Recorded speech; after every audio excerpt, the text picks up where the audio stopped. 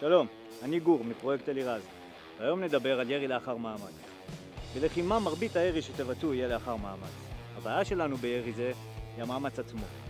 קצב הנשימה המוגבר בגלל הצורך בחמצן פוגע במכוון וביכולת לבצע ירי מדויק.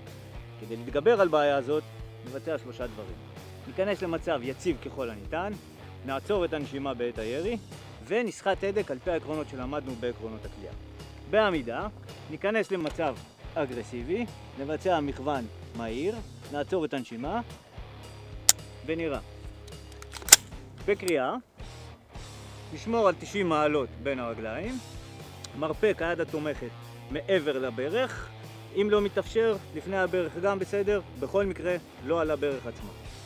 אחיזה איתנה בנשק מבלי להפעיל כוח מופרז, מרפק היד היורה נח בחופשיות, נכנסים למצב, מתחילים סחיטת הדק, עוצרים נשימה, מכוון סופי ומשלימים את הירי.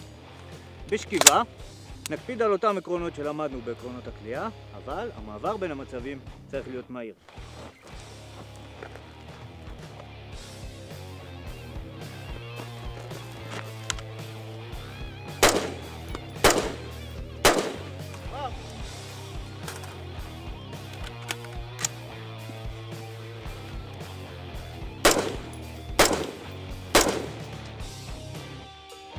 זה הכל לגבי ירי לאחר מאמץ. אם יש לכם שאלות נוספות, תנו למפקדיכם או צפו בסרטון שוב.